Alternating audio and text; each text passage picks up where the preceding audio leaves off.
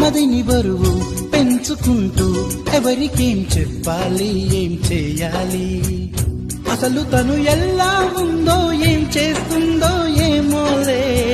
Special మనిషైనా కూడా మనకేముంది మామూలే.